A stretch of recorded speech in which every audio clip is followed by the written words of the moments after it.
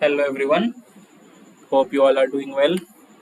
So, today we are going to do the next question of mains answer writing practice. आज हम लोग mains answer writing practice के next question की तरफ बढ़ रहे हैं और आज का क्वेश्चन देखने में तो थोड़ा लंबा लग रहा है, देखते हैं क्या है। The constitution, the constitution doesn't provide any specific time limit. These things to be underlined: specific time limit to governors to decide bill, to governors to decide on bills. तो कॉन्स्टिट्यूशन जो है कोई स्पेसिफिक टाइम लिमिट नहीं देती है governors को bill decide करने में। जी हाँ, बिल्कुल सही बात है। But they can't misuse this power to indefinitely obstruct और delay the functioning of democratically elected government. But ये जो टाइम लिमिट की प्रॉब्लम है, जो टाइम लिमिट नहीं देती है, इसे वो मिसयूज नहीं कर सकते हैं to obstruct or delay the functioning of democratically elected government. So this is a very good question. तो डिफिकल्ट है क्योंकि यहाँ पे एग्जामिन करने बोला गया, तो कुछ एक आर्गुमेंट्स देने होंगे, क्रिटिकल एनालिसिस करना होगा हमें। So little bit I will say this question on a tougher side, but it is a very good question.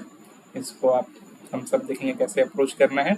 And if you can approach this question you can write it, तो you can write and watch this video for self evaluation, you can watch it.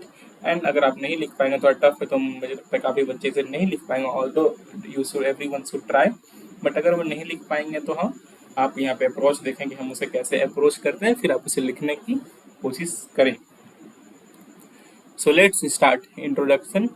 मैंने इस चीज़ के बारे में बताया हुआ है, कुछ भी डिफाइन फैक्ट से कुछ भी उसके बारे में, जैसे मैंने बताया इंट्रोडक्शन में सिंपल एंड शॉर्ट रखना है इंट्रोडक्शन को।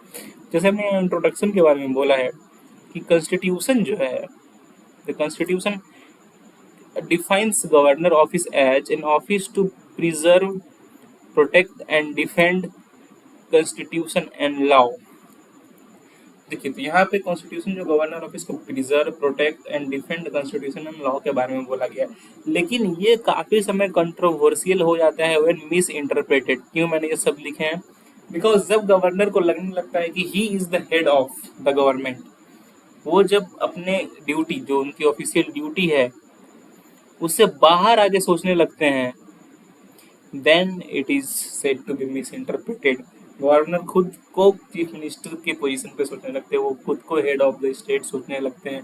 Yes, he is a nominal head but not elected head. यहाँ तक कि उन्हें यूनियन गवर्नमेंट अपॉइंट करती है। गवर्नर कौन अपॉइंट करता है? Union government. Then it is misinterpreted. Okay, and there comes specific time light, जो टाइम लिमिट है वो नहीं दी हुई थी, वहां पर उन्होंने इसको, इस चीज को मिस यूज करते हैं। This thing is miss interpreted, miss interpret हो जाती है ये चीजें। तो अब जब आती है गवर्नर को decide on bills, that is to give assent on bills, so you should must write about article 200 in your body. जब भी एसेंट की बात हुई कि government assent time limit, assent से रिलेटेड टाइम लिमिट की बात हुई, तो आर्टिकल 200 को आपको जरूर मेंशन करना है। What article 200 says? It says that it is the power of governor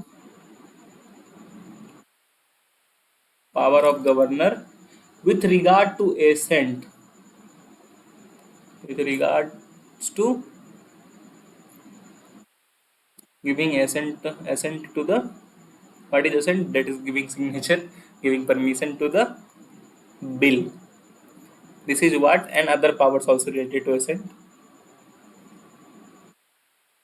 such as reserving bill for president, reserving bills for president consideration. So these are the things which are discussed in article 200. तो article 200 को आपको यहाँ जरूर mention करना है, it is must. If you will not mention article 200 you will suddenly lose some marks. So अब देखिए, what happens in case of ordinary bills, you should no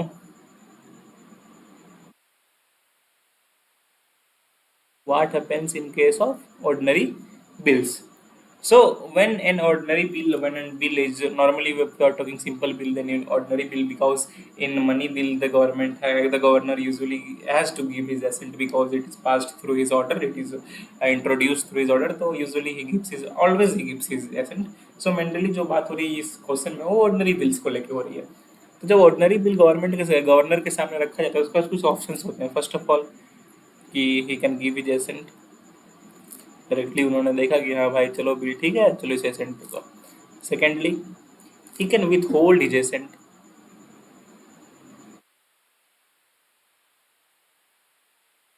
And here where the question is all about withhold his assent, but there is no time limit given. कितने time के लिए वो withhold कर सकते हैं, वो टाइम लिमिट नहीं दी गई है। तो here is the one thing which the question is talking about. Thirdly, he can return the bill for reconsideration. This thing you should know that I'm talking, and you can also use these things in your answer in your body. Return the bill for reconsideration. But when governor returns the bill for reconsideration, जब governor किसी bill को reconsideration के लिए return कर रहे हैं और वो फिर से पास हो गया, and it is passed again, and it is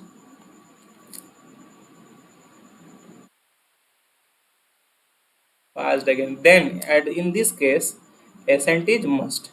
अगर मान के चलिए गवर्नर ने किसी एक बिल को रिकंसिडरेशन के लिए रखा है and it passes, and after उन्होंने रिकंसिडरेशन के लिए वापस भेजा हाउस में, but if the house passes is again, then the governor has to give his assent. So here it is about it, you should know it. And lastly, what he can do, he can reserve bill for president.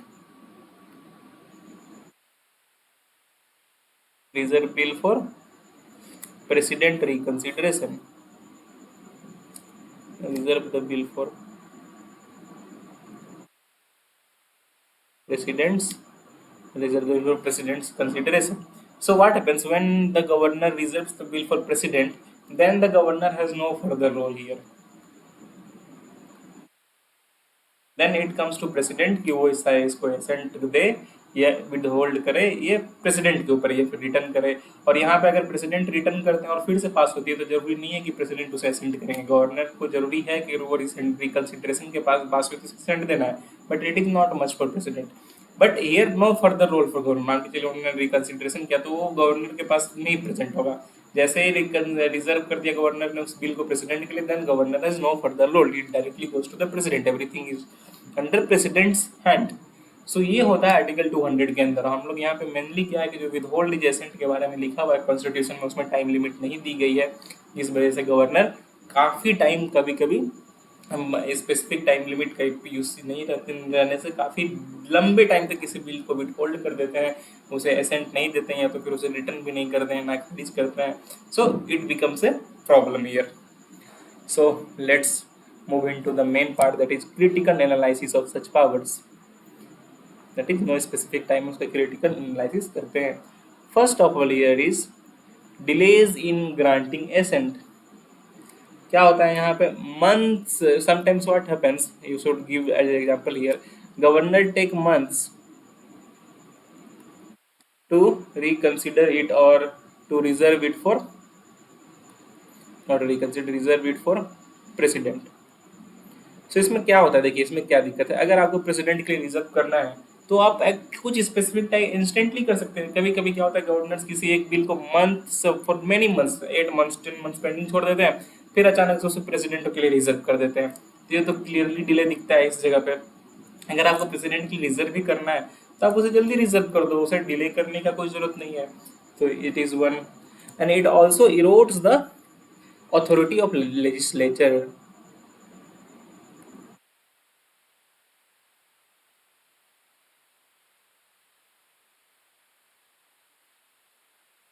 What happens, जो legislature है, जो elected government है, अगर वो अपने authority से उसने अगर पास किया है by majority, by the act of law और द बाय कॉन्स्टिट्यूशनल टर्म्स, तो फिर अगर उस जो इलेक्टेड मेंबर है वो अगर पास कर दे रहे हैं तो आई थिंक गवर्नर को यहाँ पे ज़्यादा उसे डिले नहीं करना चाहिए। फिर इलेक्टेड गवर्नमेंट क्या बात है, अगर इनकी इलेक्टेड है, वो मेजोरिटी से पास भी कर रहे हैं, फिर भी गवर्नमेंट एसेंट नहीं दे रही है, तो फिर इलेक्टेड गवर्नमेंट लेजिस्लेचर की क्या काम है। तो इट इरोड्स द अथॉरिटी, इनकी अथॉरिटी कम करते हैं। And there are many exceptional situations such as some bill is opposing directive principle of state policy or some bill is opposing constitutional terms. सो उस जगह पे क्या होता है कि आप चलो डिले कर रहे हो या फिर कर रहे हो तो that is right, but what happens sometime इसी की आड़ में जो है लोग काफ़ी by if there is no exceptional situation, there is no कोई अगर एक्सेप्शनल सिचुएशन नहीं है तो लंबे टाइम तक डिले करने के कोई इशू नहीं है। पर क्या होता है, कभी कभी एक्सेप्शनल सिचुएशंस भी नहीं होते हैं, फिर भी वो लंबे टाइम तक डिले होती है।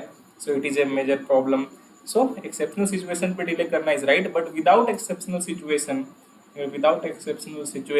डिले हो रहा है तो इट इज नॉट राइट। और काफ़ी कुछ केस स्टडीज़ की मैंने यहाँ पे केस स्टडीज एक पॉइंट बना दिया है। मैंने यहाँ पे 2 केस स्टडीज को मैं आपको बताना चाहूँगा। फर्स्ट वन इज कि क्या होता है, एक बार Tamil Nadu government passed a bill regarding exemption from NEET, that is for medical entrance exam of UG for UG undergraduate. They said that we will not take it, NEET will be not be as a category और NEET के through हम admissions नहीं लेंगे UG में। तो एग्जामेशन from NEET के लिए उन्होंने एक बिल पास किया था, बट अभी तक वो बिल न एक्सेप्ट हुआ है, not even accepted, not even rejected till now. वो बिल बस पेंडिंग है, विद होल्ड हो रही है, गवर्नर के पास डिले हो रहा है, ना एक्सेप्ट किया गया ना उसे रिजेक्ट किया गया। तो ये केस स्टडी है। And second case study which I want to say, जिसे आपने जरूर दोनों में से कोई एक तो जरूर मेंशन करें। आंसर में लिख रहे होते these are very classic case studies. जो मणिपुर की स्पीकर थे, Manipur speaker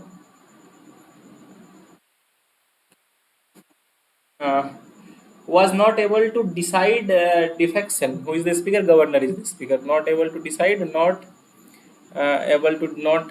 Let me rub some part of here.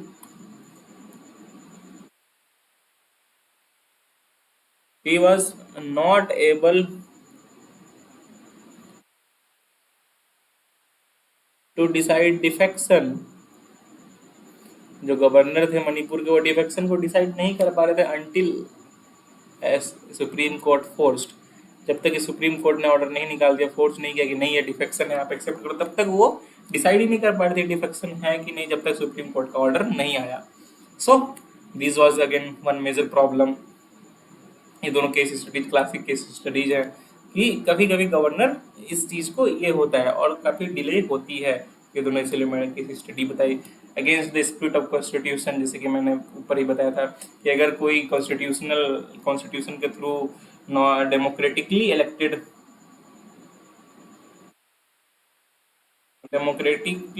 Government है,